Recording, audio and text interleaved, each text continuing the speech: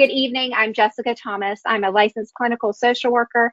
I am the facilitator of the MS Mental Wellness chat, and I am so glad that you're here. This program has been going on as a monthly program for about, I feel like maybe it's been 2 years, 9 months. I feel like I saw something somewhere around that time. It's been going on for a while, and it's been a very popular program. And so I am so thankful to know that that you are here tonight with me. We're going to thank MS Views and News, because without them, this program would not be here. And they brought this program during COVID, and it has just been a really great opportunity for people to connect. For the people that are new here, vulnerability is the only way that we can build connection. And we'll move on to the next slide. It's important to know that you're not alone. We often travel this world thinking and feeling that we are kind of alone in our feelings, our thoughts, our stressors, our experiences, and they may be very unique to you. But it's important to know that you're not alone. And so I encourage vulnerability, and I also encourage only sharing what you feel comfortable with. And so finding kind of your balance, but you'll see on this chat that often you're not alone. Karen is here, first time changes with financial and but no treatments. And then Jill could not find the box. I don't know, Jill. I'm so sorry, but it's so good to see you. But I don't know. So we'll move on to our next slide. Okay. So some of the most important questions. These are some questions that we're going to talk a little bit today about. We're going to continue to talk about emotional wellness and resilience. We're going to problem solve a little bit, because in the past I've given really, just information. It's good to sleep. It's good to exercise and stuff. We're going to kind of problem solve a little bit today. And so we're going to start off with some of these questions. These are questions that when I was doing therapy that I would ask people. And because I think it's important, what gives you joy? I want you to think about this for yourself. This is not a chat box or a question box question. This is just kind of for you. What gives you joy? What does a good day look like to you? With MS, a good day can look so different from person to person. What is fun for you? What matters the most? And what's important to you? So I want you to think about these questions. We're going to move to our next slide. And I'm going to ask you, did one of those questions stand out to you? So I will go ahead and share. The one that stands out to me the most here as of late is, what does a good day look like? And for me, MS impacts my fatigue to a pretty great level. So a good day for me looks most of the time where I have enough energy to make dinner. Like last night I made dinner, and the night before I made dinner, and those were really nice days. Today I couldn't because of this program, but most of the time I don't make dinner. And that doesn't mean I've had a bad day. It just means that the day feels extra good when I have a little bit more energy to do something like making dinner. So that question for me is really important, because it's allowed me to kind of understand, with my MS, like when I'm able to do some extra things, my day is a little bit better for the things that matter to me. So any of those questions stand out to you? Like, what matters most, or what gives you joy? Did any of the questions did you have a response to any of them? Like, ooh, I don't know. Some people can, really quickly say everything that matters most to them. But when it comes down to what gives you joy, they kind of pause. So we've got Karen that says, joy is walking outdoors in beautiful weather. A good day is doing household chores halfway. I love that. Linda says, singing brings me joy. Terry says, being able to get out of bed better in the morning and not being so fatigued in the day. Absolutely. Kara also said, aquafit, breaking routine, going out for dinner with daughters and friends, of socialization. Shelley says, when I retired, I promised myself I would do at least 2 productive things a day. No definition of what productive is, and that still holds true. Even something as simple as throwing out the garbage. I love that. And I am going to remember it. I'm going to read it one more time so you guys can remember this too. Because there's a reframing here and allowing yourself to define what it means. So Shelley says, when I retired, I promised myself that I'd do at least 2 productive things a day. But this is the key. No definition of what productive is. So a production can be something really, or productive can be really something big, like going to the grocery store. For me, that would be big. Or it could be something like taking out the trash, or maybe organizing your mail, or all sorts of things. But I love defining what it is for you. Linda says, a good day is when my mind is clear. Joe says, keeping our kitchen clean gives me joy. It's important to know the things that make you feel happy and that you have an emotional response to. Michelle says, my joy was walking 3 miles a day, but now using hiking poles, but have a stationary bike when fatigue isn't kicking me. Talk about, this is so great, Michelle. Everything that everyone is saying is good things, but this is, again, allowing a modification, allowing it to look a little bit different. So the great joy is walking 3 miles, but now really being able to modify it so she can still move and exercise, and that is so great. Carol says decluttering. I love it. So we'll move on to our next question, or cognitive reframing. Sorry. So I just mentioned something about cognitive reframing. I love this slide. I've been using it for years. But when we reframe things, it gives us the opportunity to hold on to some power. And that's a pretty big cognitive shift. For example, when we were talking about Shelley's ability to define what productive means, that gives her the power. So on a really high fatigue day, or a really busy day, she can decide what productive is, and that gives her power. And so she doesn't put herself in this state of that wasn't enough, which is incredible. And then even Michelle, reframing, allowing her, there is some cognitive reframing and some using modifications that I want to move. But in order to move, I need to use these modifications to be able to, and so I'm okay with that. Okay, we're going to move on to our next slide. I see that, Jill, you have your hand raised. Let me look real quick. Jill, if you need anything, let me know. Okay. So Maureen says, seeing our hummingbirds outside. And Boylan says, I kind of do this. Awesome. So those are great. So, when we're looking at mental wellness, emotional, journeying through the emotions of MS, I think it's having MS and also helping people with MS is not challenging. It's quite a gift to be able to do, but living with MS, I think, is a lot of kind of balancing what I can control and what I can't control. And the things that I can control, maximizing that. Or when I was working with patients, or even doing patient education, helping people to find the things that they can control. Because there's really a lot of things that we can't, but the things that we can, if we maximize that, you tend to feel better. Hold on one second. Making sure perfect.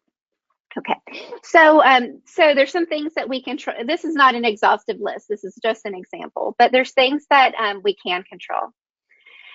So we might be able to control how we communicate in our marriage, but we might not be able to control how our partner receives it, right?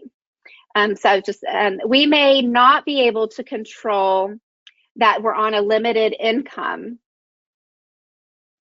but we can control, to some degree, how we spend a little bit. We can't control sometimes, how, I was just thinking about the other day talking with a friend with MS who her medical bills are really high, and how that's stressful. She can't control that she has that stress, but she can control making payment plans and stress management techniques to help kind of cope with that, or researching financial assistance, or et cetera. So there's always kind of something that we can navigate, that we can control most of the time. But we can control self-care, we can control complying with our treatments, our attitude, our determination.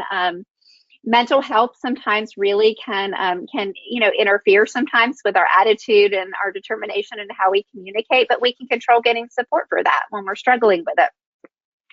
We can control not letting the disease have control over your whole entire life. And that might sound really hard to do sometimes, but it actually is finding little pieces of your life that maybe your disease doesn't quite touch as strongly, or is not as loud. I'll explain it later. And there's a thing called the MS free zone. We can control having advanced directives and other healthcare decisions. I always throw that in. Things we can't control. I can't control that you or someone you love might have MS. I can't control that I have MS, and I can't cure it. I wish I could, or I'd cure us all. I can't control that, and we can't control that there's ups and downs of chronic disease, but we definitely can control how we kind of navigate those ups and downs. Sometimes we can't control relapses and remissions. We can definitely treat our disease, but sometimes things happen if we're not responding to a treatment, etc. We can't control side effects that can't be managed with symptom management. We can't control the way that others receive our communication, back to that marriage dynamic, or we can't control all of the future. We can control aspects of it, but we can't control all of our future. So I'm going to read a little bit. Boylan says, I really, the thought of reframing, that's that way almost everything can become a positive. I think that's the power of cognitive reframing, is that you can look at things a little bit different, finding, and it doesn't necessarily mean like it has to be positive, but you find maybe the good, or you find the way that it's a little bit more comfortable, or you find a way to adjust and just look at it from a different perspective. Patricia says, a difficult part for me was being a self-advocate while I was changing medications. And she said with mental medications, that can be really hard to navigate. Thank you for sharing that.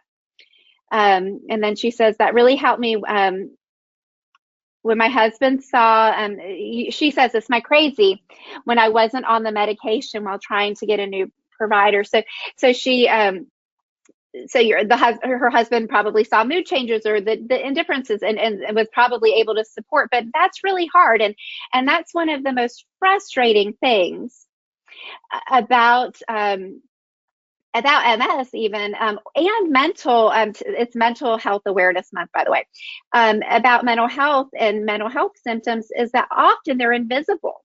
So some things you can see and some things you can't. So you think about that iceberg, and you think about the iceberg, you think about all the things that are under the water that you can't see. And so that can be really difficult. And I applaud you, Patricia, for being an advocate for yourself. And I know that was probably exhausting, but I'm glad that you were able to get the resources that you need. Stuart says that he cannot control his crazy schedule. Sometimes I understand my schedule gets kind of crazy too. And things kind of are always happening, and there's a lot of busy. So maybe we can't control our crazy schedule, but maybe we can control how we take care of ourselves at night, make sure that we're sleeping, making sure that we're resetting our body, making sure that we are trying to pace things a little bit differently, or sometimes learning to say yes and to no with scheduling. But we're not going to go there with Stuart today. Stuart does a lot of great things for all of us with MS news and views. Shelley says, reframing is one key to living better. I'm a strong believer in that. I'm glad that you've been able to see the positive pieces of that. And then Joe says, is cognitive reframing as paradigm shifting? Not quite.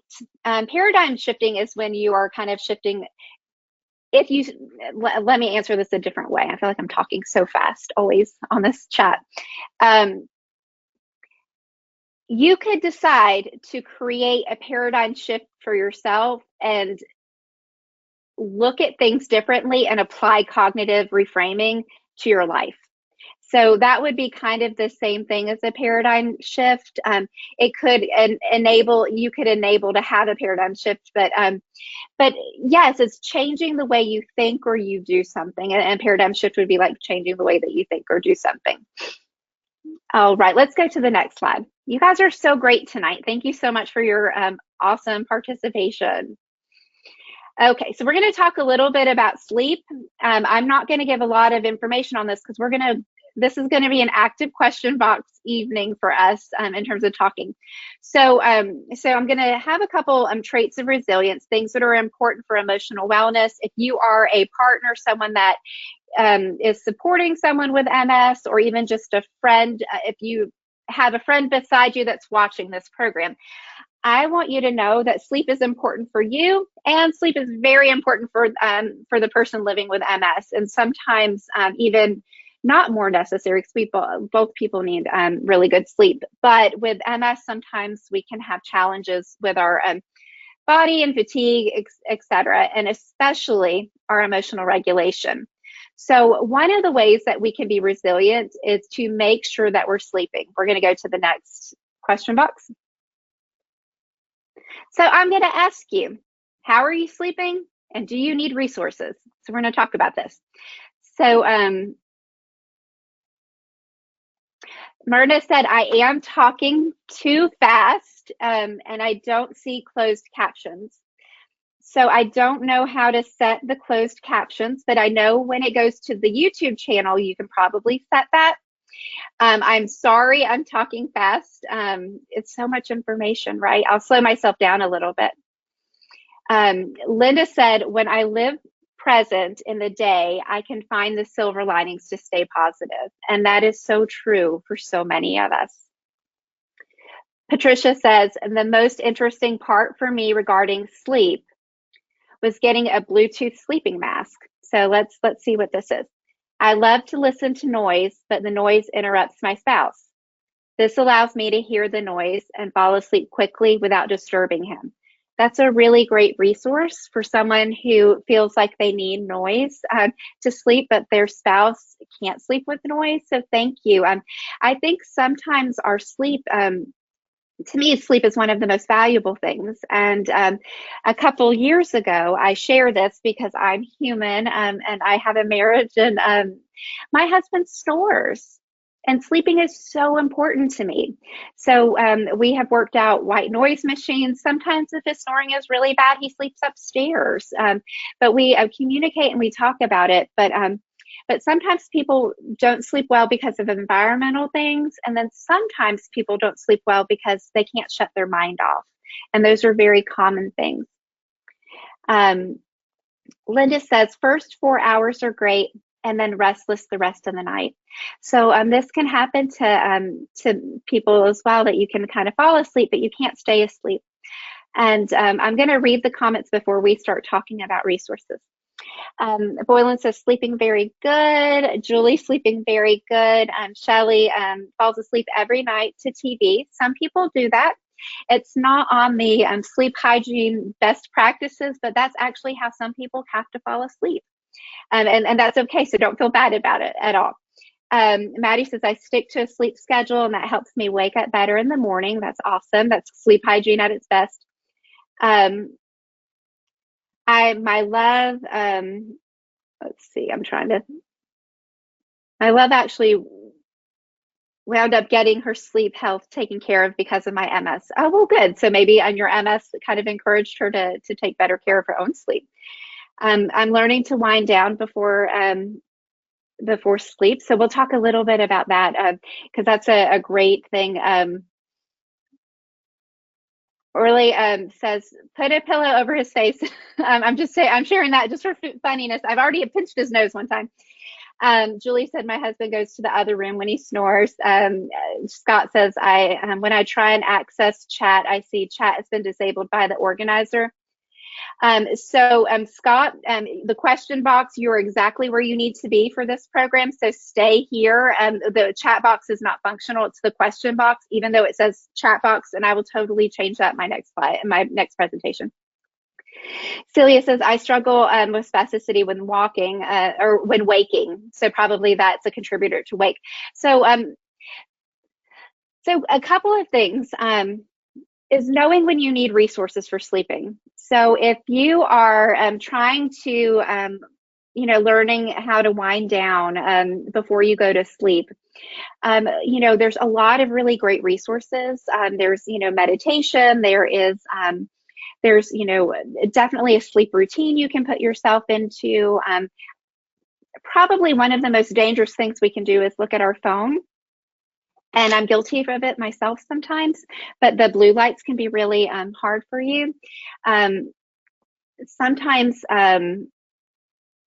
let's see. I'm sorry, it's kind of tricky sometimes to read and to be present, to read and to be present. Okay, so if you stick to a sleeping schedule like Maddie, it might be easier. If you have a bedtime routine, I take a bath almost every night, and that I think it kind of knocks me out a little bit because the water's warm or kind of hot sometimes. I can get in and out of a bathtub very easily without trouble, but just because of being in the hot water, it makes me tired, and so I tend to sleep a little bit better. If you fall asleep to the TV at night, sometimes I used to encourage people to set timers on their TV so it would shut off at a certain time. But if you are someone that needs or sleep with a sleep mask on, if it's just hearing it, that's okay. But if you're not having trouble sleeping with your environment, then that's okay. But if you're looking to tweak it, there is a lot of resources on sleep hygiene. And I think the most important thing to know is that that sleeping is important. Jill says, I need more sleep as I age. Let's see. Stuart says, usually puts a pillow over his head to shut out the world. That's fair. Just to kind of, I have a sleep mask and that kind of helps me a little bit. Patricia says, I listen to forensic files from my phone via Bluetooth and it puts me right to sleep. Carol says, husband sleeps in another room as he snores and is awake moving around during the night, and it's very disturbing. Better sleep for everyone when he's on a business trip. So I can understand that, Carol. So the thing is with sleep is your thing that you need. And so we do have some people that kind of talked about marriage stress, and I'm not going to ask you questions about marriage stress and sleep, but it's important that that you're communicating with your partner, because if your partner's not sleeping well and you're not sleeping well, or if your partner's sleeping well but you're not sleeping well, you're not going to be as emotionally resilient. I know for me, my cognition is just bad if I don't have enough sleep, and my mood is really bad if I don't have enough sleep. So it's important to to kind of identify, am I getting enough sleep? Sometimes we can get too much sleep, and I love that, it's interesting, Jill, you sleep more as you age. Sometimes people that are aging sleep less. It can go back and forth. I know I require so much more sleep than my husband and my teenage son, and I don't feel guilty about it, and I don't feel bad about it. I usually go to bed around 9:30, and I don't feel bad that I'm missing out on a game, or I'm missing out on something that they're doing, because they can live a little bit easier on less sleep. But I need to really make sure that I'm taking care of me. So I want to give you permission to take care of you. And Linda, I love you guys. Linda just said, my dog was snoring on my right, husband on my left last night. It surely happens sometimes. Carol says, need more sleep, definitely a routine. Carol, I want to encourage you to do some research on, developing a sleep routine. There's some really great information out there. Often it's kind of finding ways, kind of like Line is doing, to kind of like wind yourself down a little bit. Because as you wind yourself down, and you can find kind of what things help you do that, usually your body will get kind of programmed, that's what you need to do before you go to bed. It's sort of like whatever routines you've given yourself, in the morning when you wake up.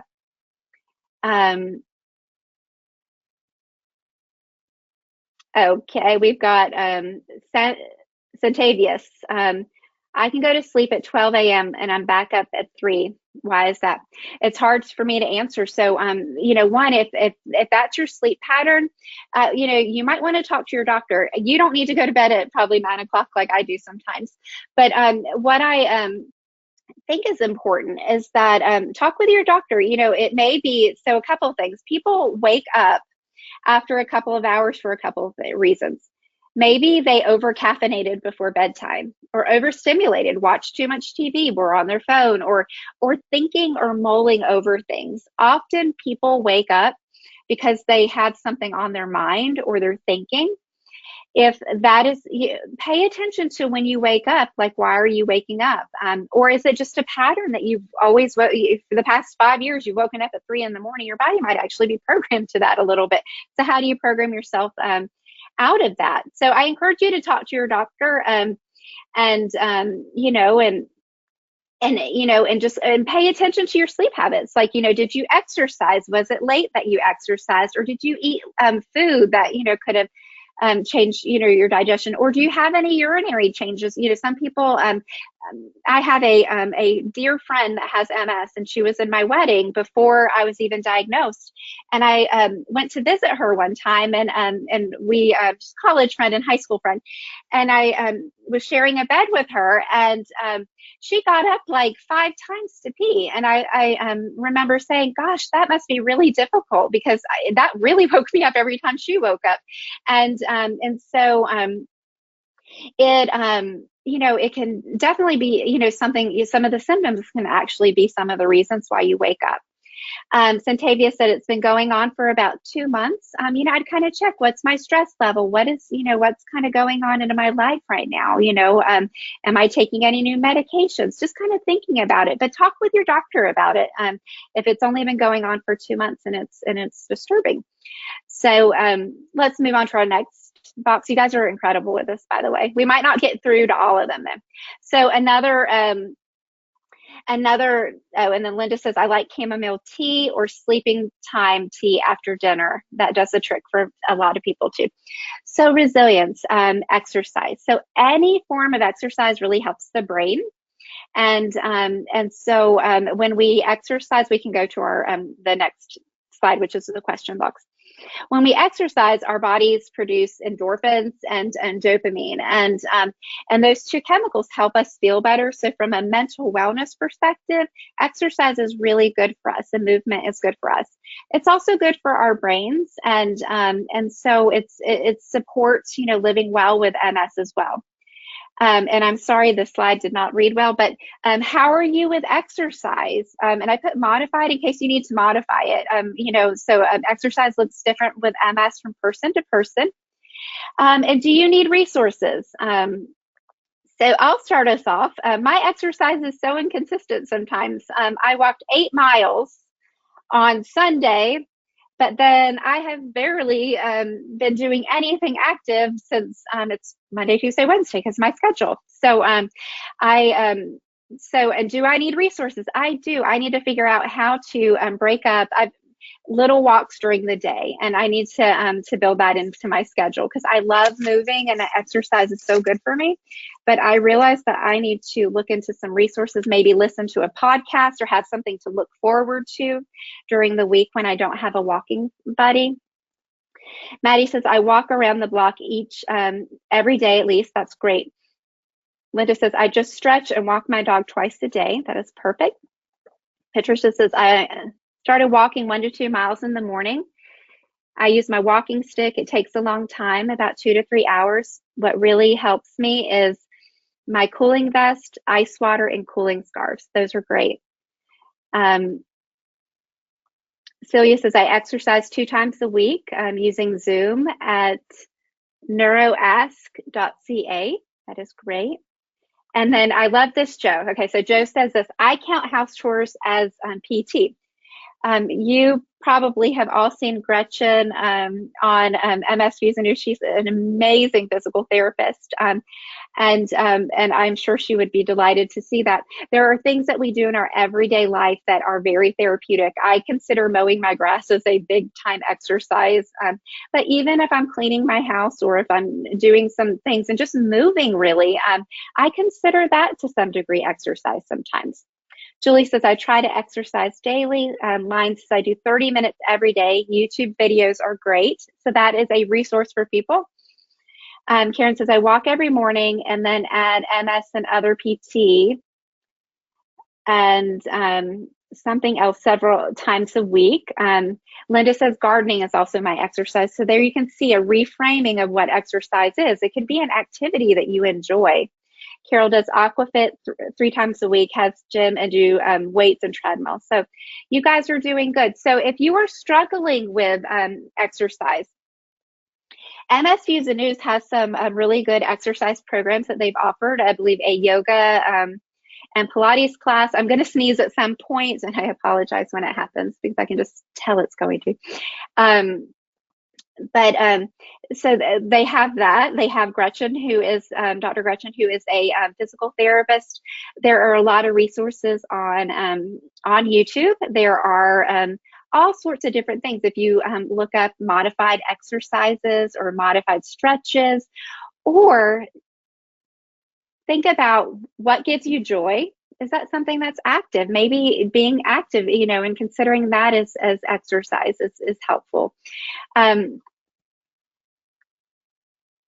And thank you, Jill. Jill said no yoga. So right now there's not yoga, but there, who knows in the future. But there are some resources. So I want you to know, finding the type of exercise. And exercise helps you to be resilient physically, but mentally as well. We're going to move on to our next chat box. How are you with your social connections? And do you need resources? Dion says Pilates. I love Pilates. So good. How are you with social connections? And so what I'll share is, there was a study a while ago that looked at people and their overall sense of quality of life. And they found that people that had social interaction with other people and engagement actually had reported a higher quality of life than those people, regardless of physical disability. And I think that's really telling.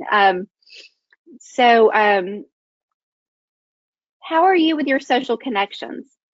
Do you have people that you can talk to, that you interact with? I love this mental wellness chat because I do think there's a lot of connecting in it, even though I'm the one that's just reading what you're saying.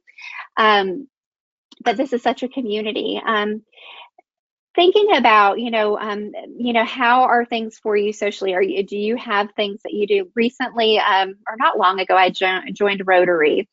And I just did that so I could have some service projects I could participate with, because I like doing service stuff, and that I could have a little bit of social interaction because I work remote, and that limits my interaction with other people. So Carol says, not enough social connections, only at Aquafit with friends. So if you're looking at, how do I expand my social connections a little bit? Think about, is there it may be a support group, or it may be an activity, a hobby. For me, I joined Rotary. I don't have much in common with some of the people in Rotary, but I'm starting to make some social connections through that. But finding ways that you might be able to interact with some other people. So we have Shelley. It says, I'm very grateful that my friends and family recognize my inabilities, but do not treat me different. I'm limited in what I can do, but that said, I'm okay. Great. I am so thankful. Linda says, I'm realizing that I need new social connections. That's a good awareness for you. And I realized that for myself this year when I have been working remote, and during COVID, I worked remote, but it was a little bit different. I'm a little bit more isolated right now. So I make sure that I'm, doing some other things. But knowing that about yourself is so good. So thinking about some ways that you could expand your social connections. Mine says, smaller groups and one-on-one interactions are the best. Bigger groups are more difficult. Knowing what kind of social interactions are good for you. Orly says, I live alone, but I talk to my dog. She's a good listener. I have a dog too, and she's a great listener.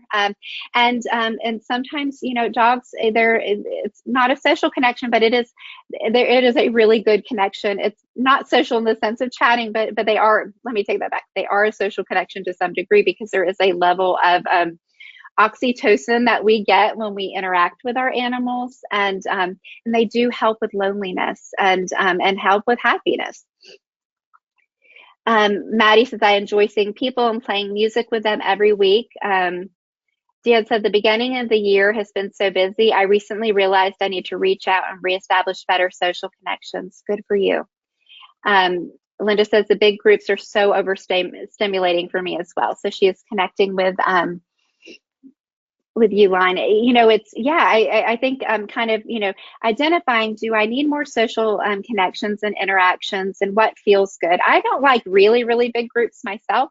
So I tend to like the smaller groups and the one-on-one conversations. So how can you, position yourself to make those connections if that feels, good? And sometimes it takes a little bit of bravery. We spent years during COVID kind of at home, and a little bit alone sometimes. And so kind of reaching out, reconnecting, reestablishing some of our social connections, might feel kind of hard, but it is a very healthy thing to do. And making sure that when you are expanding your social connections, that they are interactions that feel healthy and positive for you. Well, Maureen says she has, through some MS programs, neighbors, social media friends. I wish I had the energy to be social, but the internet really helps. And I do think that there's a value in that. Thank you. Dion likes one-on-one and small groups, and Maureen says to be social. So she is, and yes, the internet can be a way to connect. If I would have never thought that over 2 years and 9 months ago that having a chat like this would be connecting, but it's really connecting. And you guys show it by showing up every month. Shelly says Zoom is a great tool, and that is a great tool, and making sure that we're utilizing some of that. We can't replace the one-on-one, but when we need to, Zoom is a really great tool. And especially if our, if you're limited by fatigue or time of day, if there's a book club or something, just making sure that you're utilizing the resources that can help you. Resilience. So when you meditate, it improves your quality of life, reduces fatigue and depression with people with MS. We'll move to the next slide. How are you with slowing your mind? And then do you need resources, or do you have resources? So if you're good at this, please share. So Dion says a Zoom book club. Maureen says, yes, this is nice. Patricia said, I'm so happy I returned to my hometown. It gives me an opportunity to interact with friends I went to school with, such as elementary and up. I'm also able to interact with some of my very first coworkers. That's really cool. And Julie said, Zoom is good. Shelly says, I'm not ready to slow my mind. Okay, so let's identify what slowing our mind means. Slowing our mind is essentially, it's just relaxing, allowing yourself to be present. Often, and I'm sure many of you have this experience or have had this experience where your mind might race a little bit, or you have a lot going on, you're really busy. When that happens to me, I go out, I have a screened-in porch, and I close my eyes, and I just listen to the birds. And that's all I do. I listen to the birds, and that slows my mind down. It gets me kind of focused on the present, paying attention to what's around me, listening to something that's relaxing to me. And then all the things I was thinking about they kind of go away a little bit. And so that's one of the ways that I slow my mind down. Patricia says, I read a lot of books and recently started journaling in the books I read, my book journal. This is a great new hobby for me. That is great. Laura just started using the Headspace app to meditate. Headspace is incredible, and that is a great app. There is Headspace and Calm and Happify. There's a lot of apps out there that can kind of help with that relaxation. And There at one point was on Netflix, a Headspace series that if you don't have the app, I don't know if it's on there still or if they took it off, but for the past couple of years, it was on there on Headspace on Netflix, a couple series of different meditations you could do. Dion said, I would like resources for slowing my mind. And we'll get to that. Maureen says, I practice meditation and mindfulness daily. It's helped me in many areas of my life. It's not easy, but it's so worth it. Joe says, I use a coloring book. That's a really great example. So Dion, there's one example. I gave you the listening to birds. Try when you color with either colored pencils or whatever in a coloring book, that can kind of slow your mind down. You should try it sometime and see how it feels. Maddie says, yes, I have a bird feeder and I love watching them. Linda says, I stop in my tracks and I do calming breaths. There is also a type of breathing that I've shared in the past that I'll share just right now because as a resource, I call it square breathing. And the reason why is that you inhale for 4 and then you hold it for 4. You exhale for 4 and then you hold it for 4. So when you do that, that can help to kind of slow your mind a little bit, especially because you're having to pay attention to your breathing pattern. And that can help a little bit. Carol says, stretching to spa music with deep breathing. Also, another way for a resource perspective of slowing down is to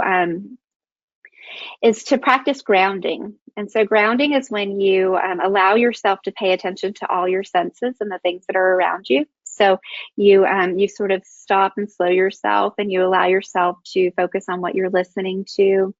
What can you hear? You know, for me, when I'm outside, I hear the birds. What do you see if your eyes are open? What are you touching? Take your shoes off. Your feet hitting the grass outside, etc. Let's see if there's any other. So if you know that you have trouble slowing your mind down, that in itself is a sign of it's good to have some activities to kind of help calm you. Now, what might calm me or what might calm you might be totally different, but I'm going to encourage you to practice trying a couple of things and see if it works.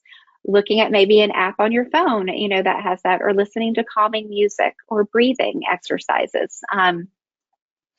And I definitely recommend coloring because I do think that it can be incredibly relaxing, and your mind will shift because you're going to start focusing on what you're doing.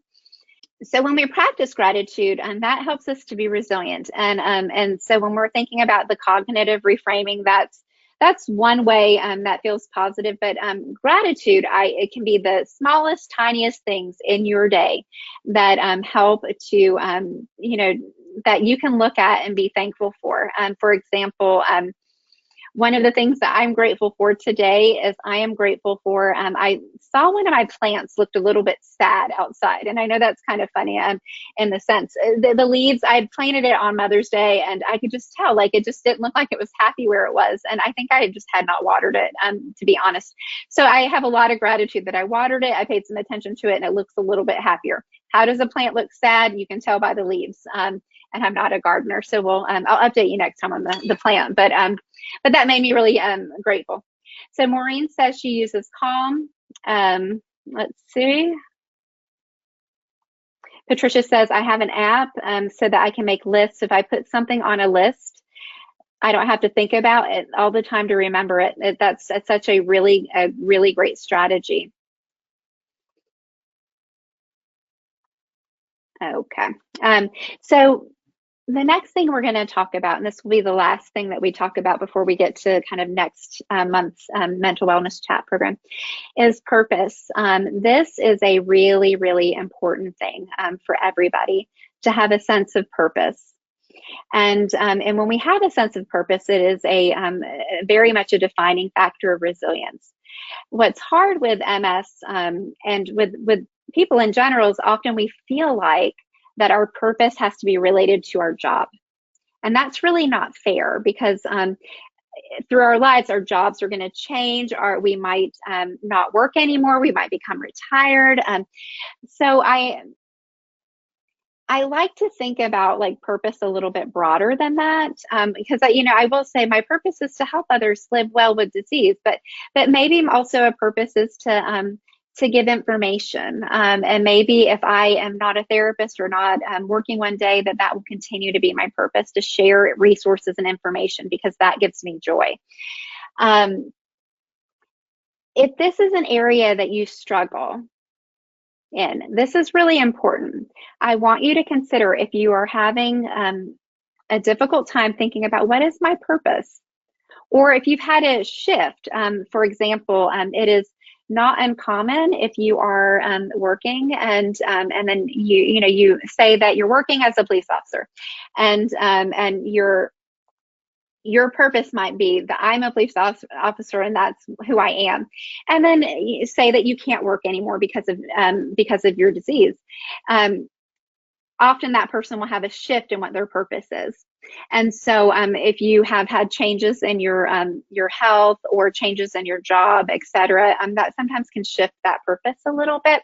So if you feel like you are struggling with a sense of purpose, I think that this is a really important thing to consider talking with a counselor about, or maybe with a trusted friend, or allowing yourself to have some conversations about.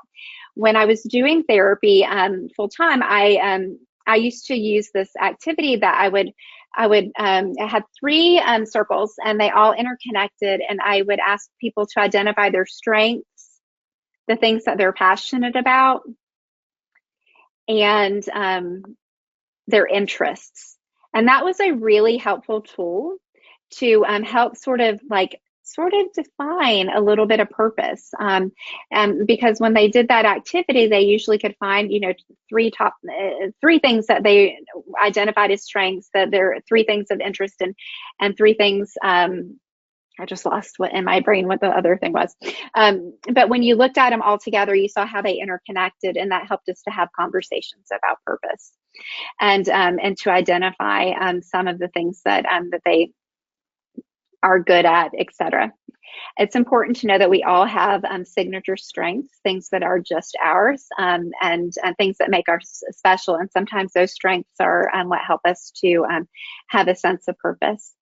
I don't like to say goodbye because I'm going to see you later, and I hope that you sign on next month, and I look forward to seeing you, and thank you for all of your participation tonight. You guys are amazing. Take care.